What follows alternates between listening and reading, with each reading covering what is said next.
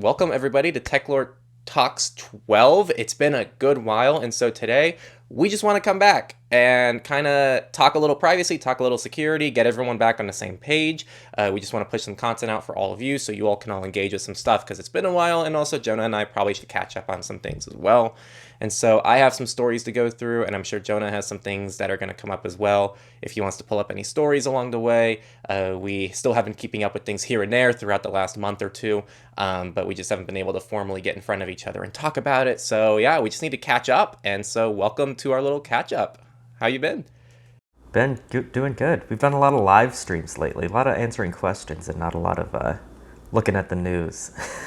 Right, yeah, the news and just like talking things like casually between ourselves. Well, to start on my end, I've actually been pretty happy with 3 stories in particular, which all to me revolve around the same theme.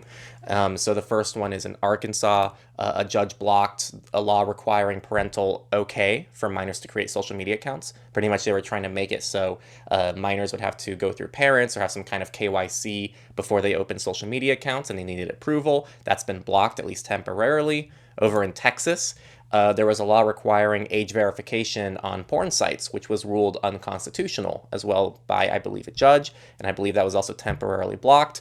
And then over in Australia, they will also not force adult websites to bring in age verification due to privacy and security concerns. And that was actually from the federal government, not just a random state judge. And so for me, those were like 3 big wins. Like we saw 3 people at least somewhat moving in the right direction on the privacy side of things. So I don't know if you saw those stories and if you had any insight on those. Absolutely, that is super cool. It's especially good to hear that happening in countries like Australia because they haven't had the best privacy track record with their encryption laws and things like that. So, yeah, it's a lot of good stuff. I mean, the social media thing from a certain perspective, it's not great that kids are using social media in the first place from that privacy perspective. But as far as like giving the government and maybe your parents insight into all the stuff that you're doing online, like you probably want to avoid that. So that's a big win for sure. Right. I'm with you completely. I will say, actually, I don't know how much they meant it, but it was kind of cool because someone quoted in this article that, here it is, here's the quote about the social media one. Age gating social media platforms for adults and minors does not appear to be an effective approach, when in reality it is the content on particular platforms that is driving the state's true concerns. Which, I don't know how much they mean that, but I loved that take, because it's true. Like, and I recorded surveillance report yesterday with Nate. We don't talk about how social media impacts adults too. And so I think it's great that we focus on children and protecting children, and we have that focus in our society, but we almost never talk about adults and how social media has all these harmful effects for adults either. And in reality, if we fix those harmful effects for humans in general, it'll equally apply to both children and adults. So I like that. Yeah, there's definitely like a more holistic approach that we could be taking to solving like the problems that social media is creating in our society. That's not just like, let's block a certain group of people from using it. Yeah, or let's just block TikTok specifically. Right, like and that's it's not addressing hard. the problems. Right. Like, it's really, I mean, that's, so Europe, the reason why so much progress is being made right now on a lot of things is because of Europe, the Digital Services Act, which it's very simple. We're mandating certain requirements universally for these big tech companies. It's not targeted towards a demographic. It's not targeted towards a certain company. It's just, we're going to give people more rights individually if you're a citizen. Am I crazy? Right. I mean, yeah. it's weird how some of these laws like get a lot of pushback, especially because like a lot of them are just giving rights to consumers. Like it seems like a lot of people want to turn that down, but more rights is never a bad thing, I would say. Why do you think people turn it down? It must just be some kind of marketing. I think a lot of people don't realize that like if they don't personally have a problem with social media, for example, it's hard for them to imagine like what those problems might be, and so they don't want to. Any change from the status quo might be seen as some sort of attack, but in reality, like, all of these laws are just going to make these services better for people and more interoperable and more privacy respecting and more et cetera, et cetera. Like, it's they all seem to have a positive impact. So I'm happy to see stuff like that happen. Right. It reminds me, I have a friend, and I don't think they listen to this, so it's no big deal. But if they do, it's okay. I still like you as a friend. But they are like a hardcore TikTok user. Hardcore. Like all day on TikTok. They're proud of it. And I'm obviously very anti social media. And I talk about it a lot around my friends. And they say, well, if I like it and it brings me happiness, like why does it matter? And I think for them, they don't understand the scope of the issue. Like, sure, they might. First, I don't think it brings them happiness. I think that that's an illusion. And I think that there are other things in life that could probably bring them more happiness. That's not on TikTok. And maybe I'm wrong. Maybe TikTok is what makes them happy. But either way, whether or not you like the platform or not, there is this huge hidden dark side that we can completely ignore or we can talk about that is impacting maybe not you individually, though I would argue it is. It's impacting society as a whole. So this is one of those issues that goes beyond the individual as well. I think it impacts the individual, but it also impacts society, democracy, and any kind of forward movement. Have you read Stolen Focus? I have not read that. Is it good? It's really good. I'd say, I mean, it has a lot of themes, but like I'd say one of the core central themes is we can't deal with any major worldwide issue if we're distracted all the time and can't focus on issues, which is how the world is today. Something huge happens. People are outraged for 3 days and they move on because people can't even focus on issues anymore because we're all just constantly distracted by everything going on around us all the time because of this culture that's been developed through social media and the internet in general. And so I would tie our inability to focus to really every issue: privacy, human rights, animal rights, environmentalism, like whatever your cause is, like it's an issue. I just felt like ranting there. It's just a big rant. Yeah, I think it's easy. It's harder for people to double down on the causes they care about, I feel like, nowadays, because there's so many like causes and issues that are constantly being presented to you. So that makes a lot of sense. Like, it just, I think that like constant access to information definitely makes everything seem much worse than it is, right? That's a big problem. Definitely. Especially when you're getting fed like global information, because there's always something bad Right. going on somewhere around the world Yeah. that's not relevant to you sometimes. But everything seems irrelevant when it's right in your face, right? Yeah, More relevant than it really is. agreed. Did you see, actually I wanted to ask you a little bit about this, mainly because you might know a little bit more about how Google Chrome works, but did you see how Google is going in and removing pirate URLs from users' saved links? I didn't see that. I'd have to look at that. And they were actively going in, and if something received a DMCA request in the Google search results, they also removed it from users' private saved links collection as well. Like Google's search engine. Because I know if you Google something on like their website, you can click the little 3 dots next to the search result and you can save that search result. Maybe you're right. Which is entirely server side. So then it makes more sense on their end if they're removing it from like your account's saved links in Google rather than like your Chrome bookmarks, which are like privately synced. I feel that like makes more sense. yeah, I think that those saved links are not not something that's protected with like end-to-end encryption or anything like that. It's not something locally saved. I think it's something on your account that you can save. That makes more sense. So then that would, I could see why that would be impacted. It is weird that they would do that. To me, this is just a reminder that like things that you mark as private on a cloud service are not are not genuinely private. You need to be saving things locally. You need to like encrypt your backups so like people don't have insight into them unless you specifically give them access to that information. Just using like a cloud, this is like a glorified cloud bookmark service from Google, it seems like, and I wouldn't rely on that for saving information that you actually care about. That's a big problem, I feel like, with a lot of cloud services. Like, I feel like lately we see this more and more where they just delete things or they go down. It's like really becoming more and more obvious that all of these platforms are not long-term stores of data, right? Like your data is going to last on their platform as long as they feel like it should at the end of the day. Right. And even if they keep the service up, I mean, we see this tactic all the time where they release brand new features or brand new services that aren't actually long term sustainable with the business models they release them with just to get people on board. So Google did this with Google Photos. They released Google Photos, free unlimited storage. Why not? Join it. If you don't join it, you're stupid, pretty much, because it's such an enticing offer. You join it, you get on it, you're on it for 5 years, and then boom, they're like, oh yeah, we're not going to do that anymore, by the way. So now we're going to make you pay after you moved all your photos to us, and we're going to make it more challenging for you to leave the platform as well. So we see this all the time, especially with companies like Google, which just drop services all the time. And I think this is why Google struggles to release anything new nowadays. You mentioned this once, where it's like this double-edged sword that like Yeah. yeah, you can probably explain it better. Google, yeah, you just can't trust anything that Google launches nowadays because you know that they're going to cancel it.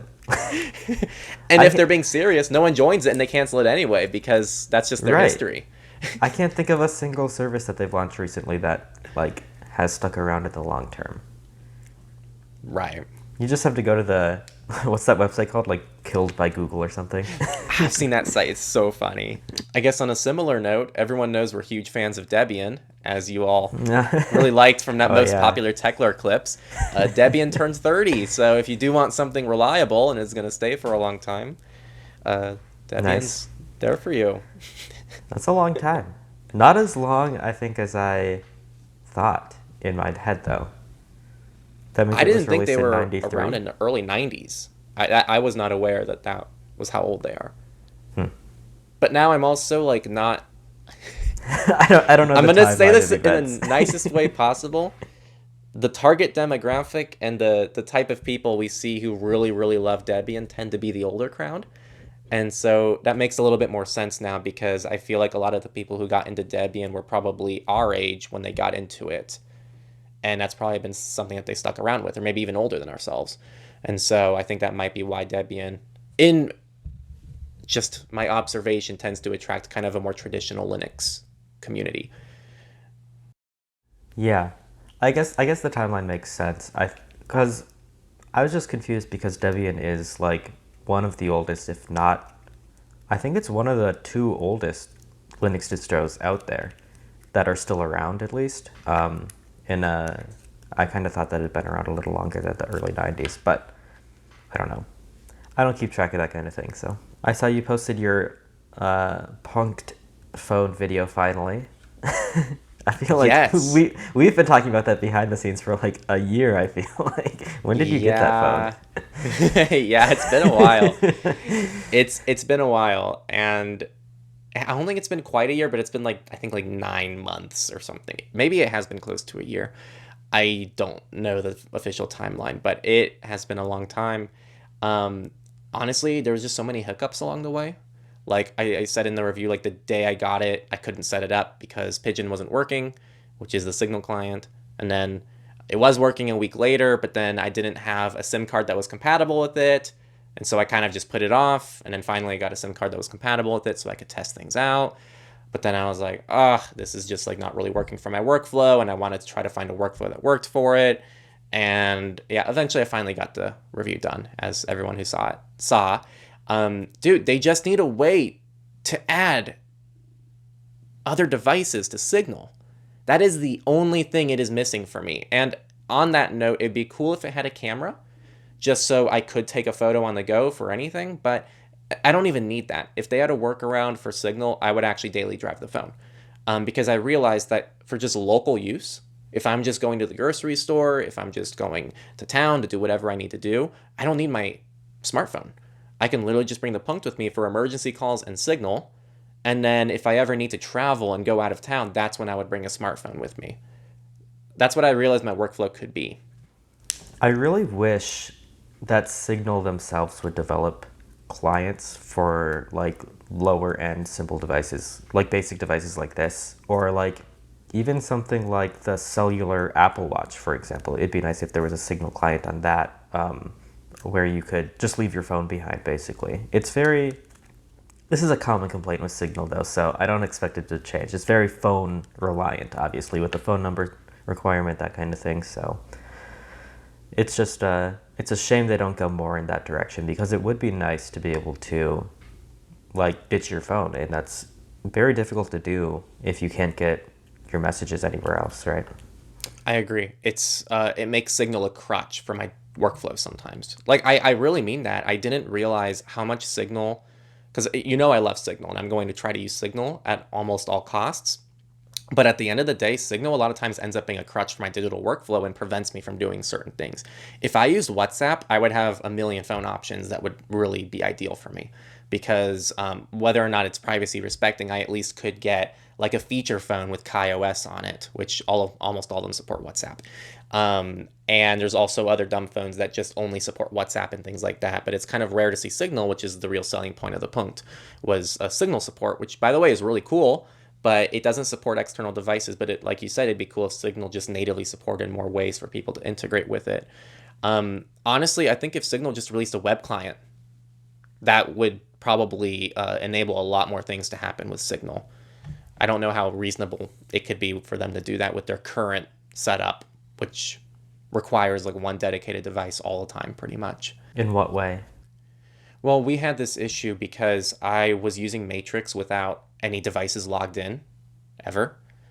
And so I would just log into Element on the web when I wanted to check Matrix once a week. But then when you don't have a device that has the encryption keys on it permanently, you're not going to be able, like I was getting messages and it's like, you don't have any devices that have a verified encryption key. And so now I keep it installed on my phone so the phone can always have the encryption key on that phone or within that client.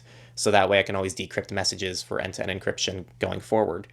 So is that Sure. just an end-to-end encryption limitation there? I mean, there's probably ways to work around it, but it does definitely make it more difficult. Yeah. Gotta store the key somewhere. It's easy for app developers to assume that you can store it in their app on at least one of your devices instead of like needing to work around that. So I can see why they wouldn't choose to implement like alternative ways to store your keys, but it is annoying in those edge cases for sure. Speaking of, did you see that there were some fake Signal and Telegram apps on the Play Store? I did see that, yeah, and that was definitely cause for concern.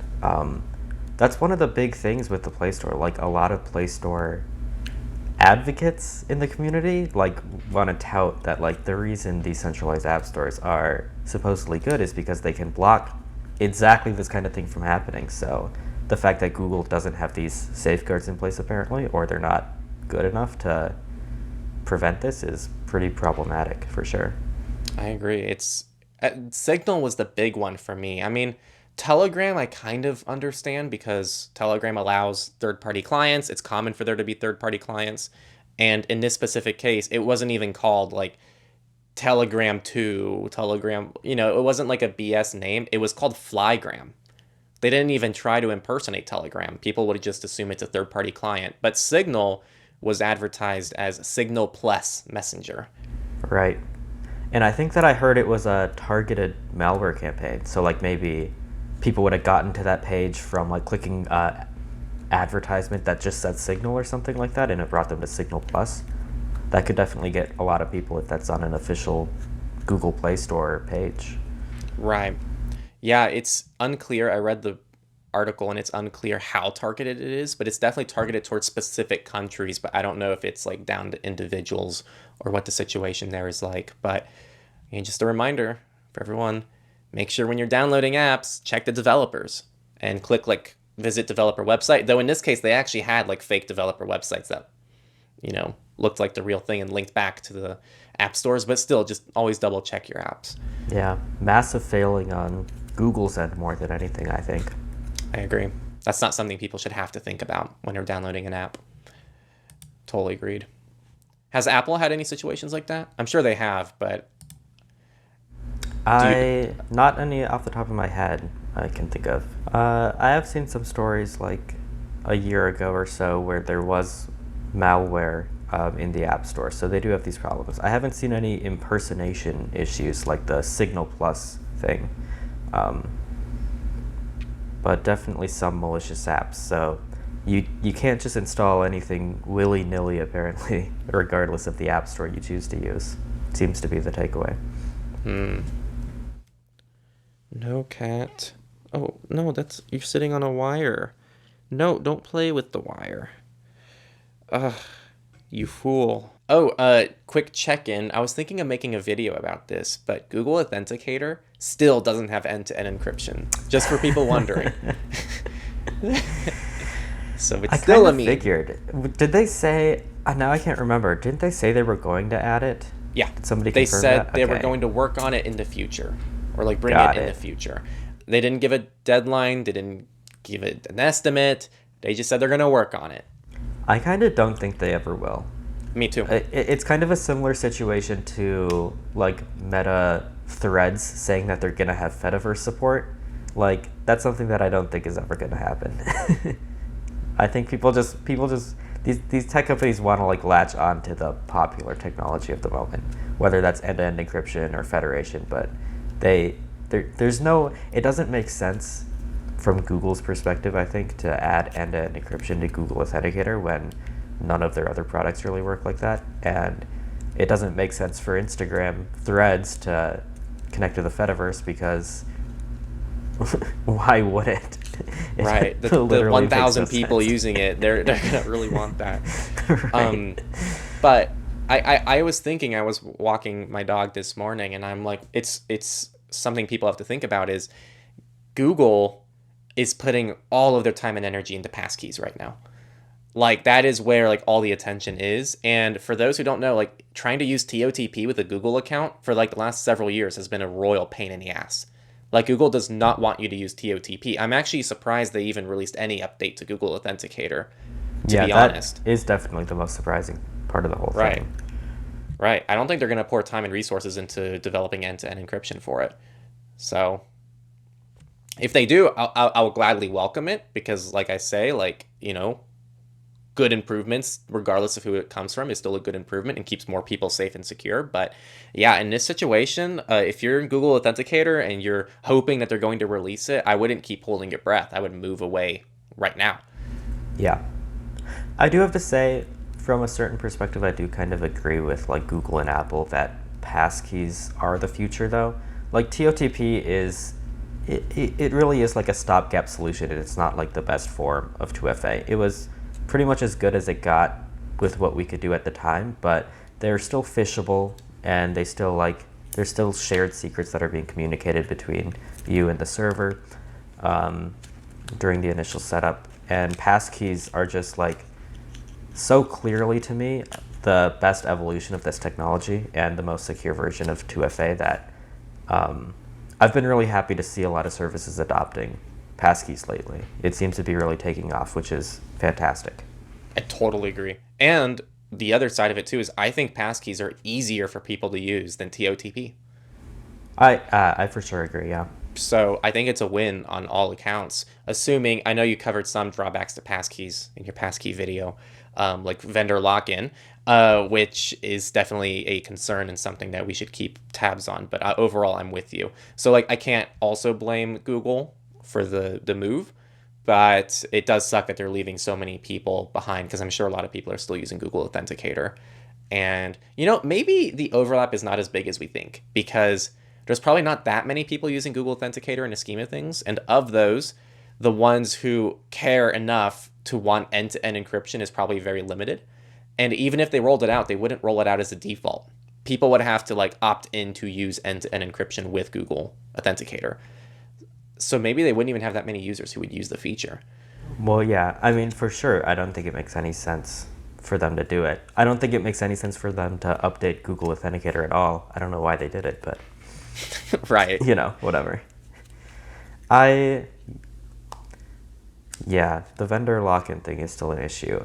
There's an annoying thing. I've been using the iOS 17 beta, which is almost out, and they've removed the ability to use passkeys on your phone unless you enable iCloud keychain password saving, which is really annoying. You used to be able to disable the password autofill in iCloud and still like scan the QR code and save a passkey, which was perfect, but now I have to have both my password manager and iCloud enabled. So every time I fill in a password, it asks me to choose between them. And it always asks me to save passwords to iCloud now, which I don't want to do. It's ridiculous. So Why do you think they're moving in that direction? I don't know. Because they're annoying. I'm really annoyed with Apple lately. There's a lot of things that Apple is doing with specifically iCloud Keychain and Find My Email that really bother me every single time that I log into an account. Did you know that if you pay for iCloud Plus, there's no way to disable the Hide My Email feature, like on the keyboard? So every time I enter an email field, like if I try to log into a website, it asks me if I want to create an email address instead of giving me my password autofill, so I could fill in the email that I already have from my password manager. That's pretty frustrating. It's a lot of just frustrating things. The Apple way is just you have to do it their way, and it's the worst. Yeah. No, that's a bummer. And I mean, that's part of the reason why I try my hardest, even if I'm using an Apple device, to not fall into the Apple ecosystem. Because once you're in it, they make it extremely difficult to get away from it. I know you use all the other services too. So I was going to say, I personally like to use Simple Login instead of Hide My Email. You probably don't even use Hide My Email. You probably still try to No, use I Simple don't, but Login. you can't disable it. I so know, that's what's annoying. It still pops up every time. Ridiculous. Yeah, no, I'm a big Simple Login guy. I really like Proton's suite in general. Everything is cool. Except no passkey support in Proton Pass, but whatever. Right. I think I sent you the email, but we talked at one point about Proton. I think it was during a live stream. We talked about how you were confused. Well, I was confused about the whole Proton Pass and Simple Login sync integration, because I was seeing Proton Pass aliases pop up in Simple Login, but not vice versa. But I did get confirmation from the prior Simple Login CEO, who I think now is technically an employee for Proton. However that is laid out, he told me that in the coming soon, they should be adding support for the other direction as well, which is exciting. So you should be able to see Simple Login aliases within Proton Pass as well. So you will have a unified experience regardless of what you choose to use, which is really cool. Oh, I don't know how much you were following the Red Hat situation. Which I have to ask which one, so that's not a good Kind of just sign the for them. whole saga the last couple months of Red Hat and Fedora and corporate influence. Yeah, I mean, a lot of it is it's the culmination of exactly what everybody in that community kind of feared when IBM purchased Red Hat in the first place, a few years ago. I don't know when that was, 2015 or 16, something like that, I think. And for their credit, they've been operating pretty well for the most part, but a lot of different problems I've seen from them lately. It all started to go downhill for them when they discontinued CentOS, I think, right in the middle of the support cycle for it for some reason. Kind of ridiculous. Right. Do you think that, because a lot of the issues with Red Hat have to do with the enterprise side of things, do you think that this is going to impact Fedora in the long run?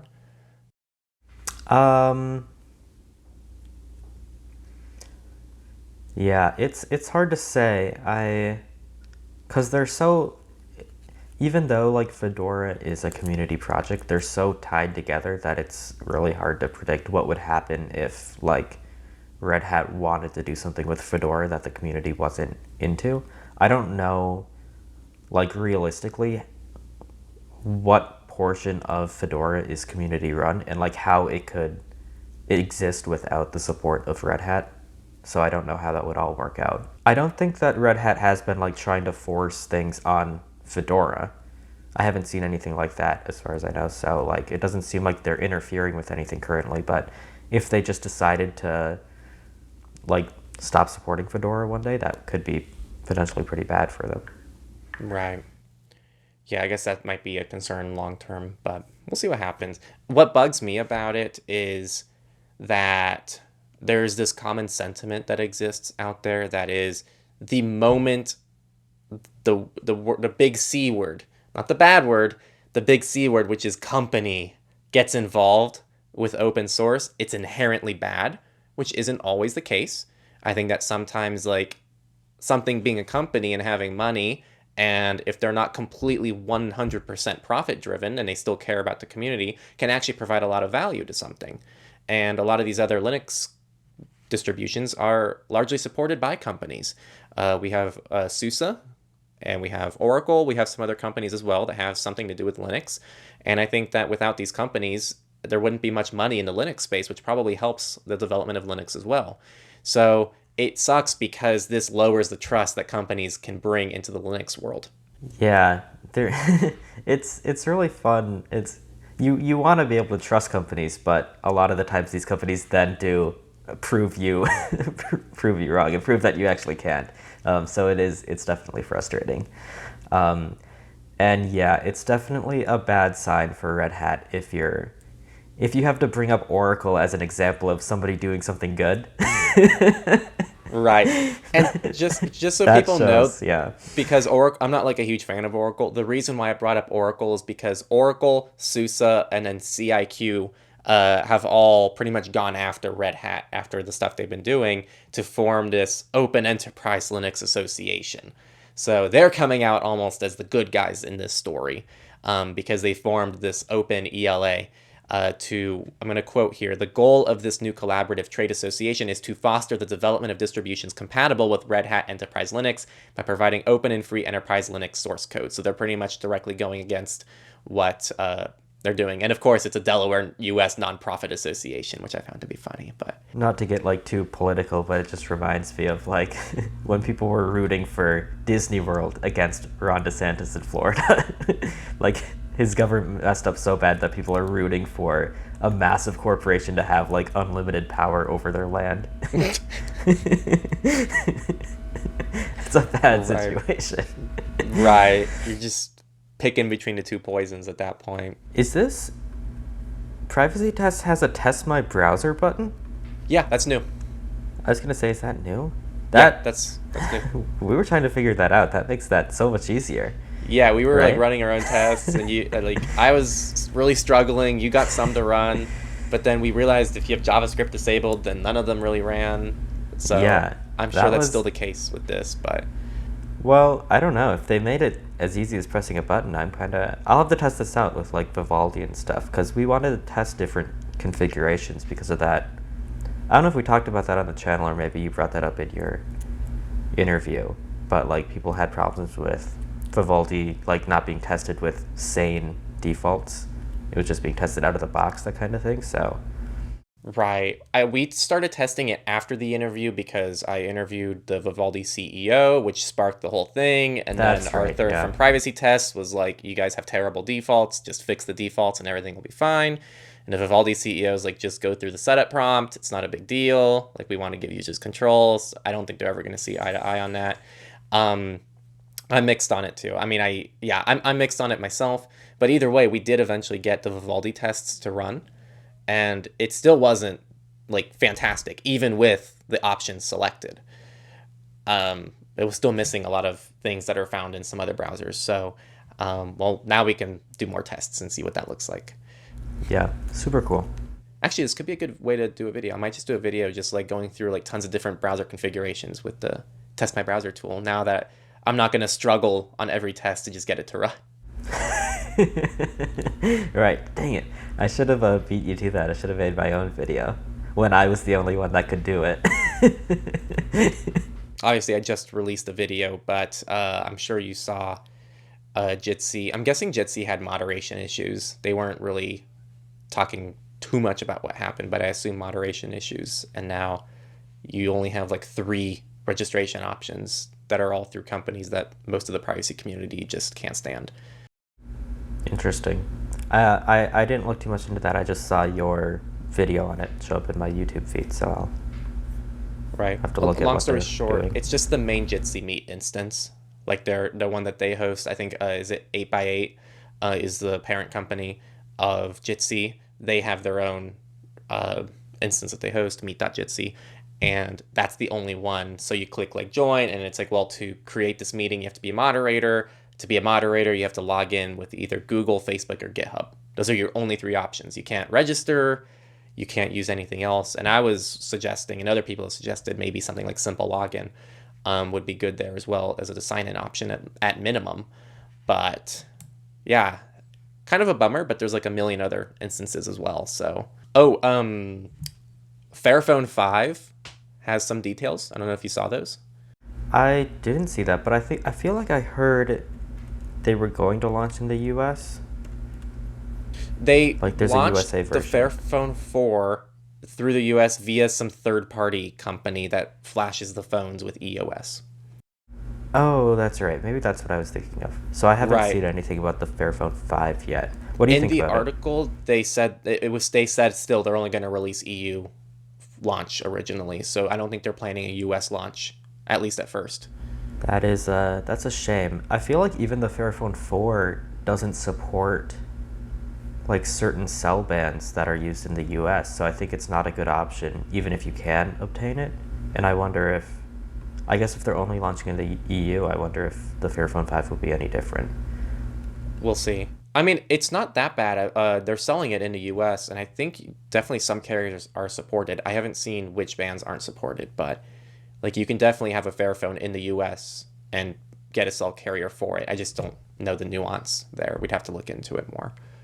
It'd be really nice if they just officially launched in the US. I feel like I kind of gave them a pass, like the first three phones or something, but like you're 5 phones in, there's clearly a lot of consumer demand for a US Fairphone. I don't know why they don't do it. I guess I'm just curious about what the obstacle is for them. Because if they had a reason that made sense, then it'd be fine. But I don't think they've said why. Just that they haven't done it yet, as far as I know. I'm not sure either. I reached out to them just for a review unit, and they would not send me one. And I eventually did get a Fairphone 4, but that was because Yoda OS was nice enough to send us a review unit that we used for the Yoda OS review. And that's really it. Like they were just nice enough to send it themselves. So if anyone like it's the same thing if just a random person had a Fairphone 4 and shipped it to us, which happens. Like that's how I got a Librem 5, which I still have to review. Because Purism didn't want to send me one, and when they did, I asked for a refund because like that's the only right thing to do anymore with this company. And now I'm 6 months into waiting for my refund. But someone else ended up sending me the phone anyway, so it was really nice of them. Insane. Yeah, I'm sure. Well, I'll have to wait for your review. I'm sure they were fine to get rid of it. I doubt it was their like favorite phone they've ever That's used. what they said. They said pretty much, and that's the same thing. Like I ended up getting a PinePhone as well, and the reasons were it's just kind of collecting dust. Like I'm not using this thing, which is probably the reality for most people nowadays. I actually you would like this. So in the Punkt review, the Punkt has nothing on it. There's like no real internet connectivity except for Signal on the device and to update the operating system. Those are the two points that it connects to the internet. Someone left a comment saying, might as well just buy a PinePhone because they are going to be like pretty much the same, and the PinePhone gives you a little bit more control. And they pretty much said like, and you get to support a Linux company. I thought it was an interesting point because like they're kind of right. Like they're both like extremely minimal. And they kind of currently fulfill the same use case. But what I think they got wrong, and I left them a comment, and they responded, and they're like, ooh, that's an interesting point. So it was a very good, weirdly productive YouTube comment thread, which is rare. But what I said was the thing is with Linux phones, their long-term goal isn't to be a minimal dumb phone. The long-term goal with Linux phones, I think for most of these manufacturers, is to have a competitive smartphone so we can avoid iOS and Android. So I think the fact that these Linux phones just happen to be comparable to like this dumb phone is just a shortcoming that currently exists, and that's not where they want to be. I don't think they want to stay here. So just right. So we need to see Linux phones develop over time. And I think that my review is going to be like, hey, we really need to like taper expectations for this because I don't think many people can daily drive a Linux phone right now. I don't think I can daily drive a Linux phone right now, but I'll see. Absolutely not. I mean, that is something that I do like about the PinePhone a lot, that they're very, unlike Purism, they're very clear about who it's intended for, that kind of thing. Whereas Purism is like basically scamming people, in my opinion. Right. You know, Pure no, Pine 64, not Pure 64. Pine 64, they straight up say when you buy the phone, like, this is for development purposes. We recommend this for developers. They even call them development kits, I think, sometimes, or all of them. Some But other they're products. I was just looking at that. They do say it's for early adopters now, as opposed to like I think their watch says it's for developers or something. So I guess they're moving on slightly, but it's still like in big red letters. Like this is not for everyday users. right, and they're upfront about it. Like, I've been in contact with some of the Pine 64 team members, and even behind the scenes, they're like, "Hey, don't expect that much from this. Like, this is not like necessarily for end users yet. Like, we're just working on this." Versus Purism, I never heard back from like a Techlore perspective. Like, they did get back to me when I personally requested a refund for the device I bought myself, but it was really just to say we'll refund you someday. And like you said on the website, they don't warn you when you buy a Librem 5 that this is like not something you can probably daily drive, and it's not that comparable to other smartphones on the market. Though if you bother to look at the specs, that should probably give you a hint as well. Though, speaking of specs, the Fairphone 5, just to piss you off for today, is I think like a 6.5-inch display. Yeah, there's no avoiding these gigantic phones for some reason. So I'm just looking at Purism's site, and the first thing you see is the Librem 5 is back in stock and available. Big banner right at the top of the page. I'm sure it is. I'm sure if you order one right now, you'll get it within 2 weeks. The regular model, not the USA over $2,000 model. They released an even more expensive one I know, the recently. Liberty phone. Ugh. Sounds- Literally. Out of stock, actually. Oh, Really? well, it says available again in August. So now that it's September, So maybe they insane, mean dude. next August. It'll take a whole year. Oh my god. They're crazy. Anyways, what were you saying about the Fairphone? Um. Lost my train of Oh, I thought. was just complaining about screen size and. It's ridiculous. Oh yeah. I don't mind large phones existing. You know, like, I understand the older generation struggles to see things. They want bigger devices. Some people who are at home a lot and want extra screen real estate, or maybe they want to use their phone for watching movies. I get it. But why is every freaking phone the same size? Why is every phone between 6.2 and 6.5 inches nowadays? And now, like, phones that are just 6 inches are considered small phones. Like, and now that Apple discontinued the 13 mini, there's literally no more small phones.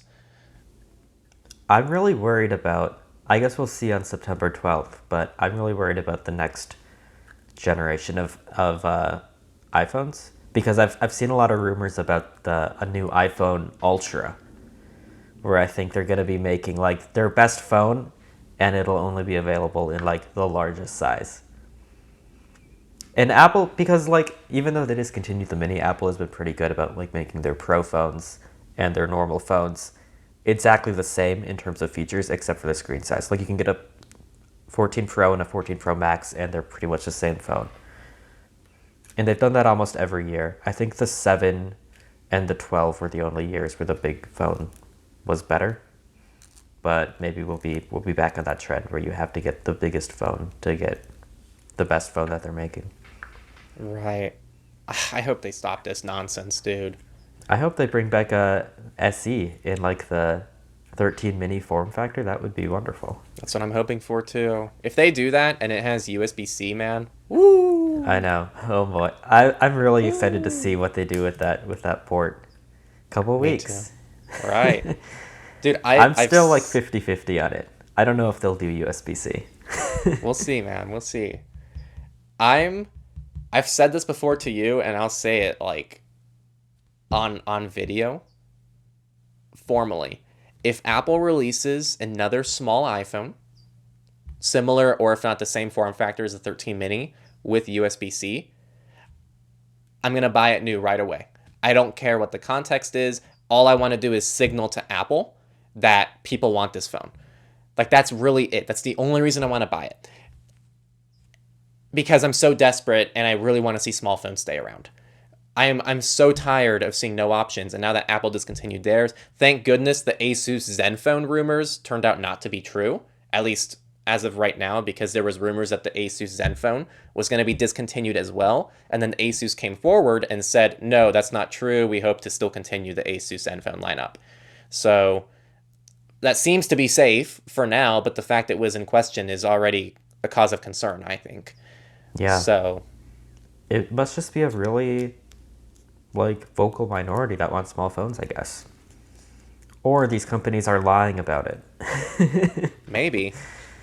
But that's valid. When you have every smartphone literally look and be exactly the same form factor, and everyone kind of conforms to that concept, the people who don't want that are going to be a vocal minority, because that's all companies are giving us. All they're giving us is big, obnoxious smartphones. And some people don't want a big, obnoxious smartphone. They want something just small that fits in their pocket that they just use for a few things, and they don't need it to do much. I think that there's probably a lot of overlap between like the digital minimalist people and the small device people, because a lot of times like you see kind of the buzzwords that are stated in like 13 mini reviews, or just like budget friendly people of just like, this is all I need for a phone. And that's kind of it. It comes from this minimalist mentality of like, I don't need anything more than this. I just want a small phone. It's cheaper than the other ones, and it's easier to carry around. And I prefer the form factor because it's just easier to navigate. So Absolutely. Apple needs to think different is what they need to do. they do need to think different. Although, all of that being said, I do kind of wonder if Apple's answer to the small phone people and the digital minimal, I can't even speak, digital minimalist people, is like the cellular Apple Watch. It feels like they're pushing that feature a lot more, and I wonder if that's their vision and that's why they're discontinuing the mini phones. But I guess I can't really speak to why, to what their vision is. But it seems like that's what they're pushing towards kids for sure nowadays. They're pushing that for older adults now. That was like a big new thing, I think, in one of the most recent versions of watchOS. So that seems to be the demographic they're targeting with that. But there's no Signal client, so obviously that could never be a solution. Signal. Right. Good point. I got somewhere to be. But at least we got something recorded, and I can get this up, and everyone here can finally get a little caught up on where we've been the last couple months and the things that we've seen. Yeah. We've seen so much. Oh my God. But no, thank you, Jonah, for hopping on the call. Jonah has his own YouTube channel. Go check it out. I just made another video. You did, and it's about non-binary RAM. I'm really overtaking your personal channel that you have Right, as well, right. that people can check out. I don't know if you want to send people there. Yeah, I don't know. If people want to check it out, they can. It's just like random crap. Right. But yeah, definitely, if you like what we're doing here, patreon.com/Techlore is a way to support this podcast and other Techlore content and keep us spreading resources to more and more of you. I also want to thank all of you for tuning in and just enjoying privacy and enjoying security and tuning in and making it a part of your life in any way, shape, or form to take back some of your digital safety and just take a little bit more control over your life. So thank you for keeping yourself safe and the people around you safe and helping spread the word to more and more people.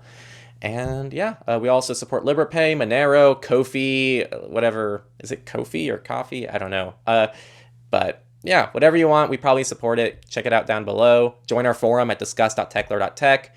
And we'll see you next time on Techlore Talks 13. Oh, yeah. All right. Talk to you later.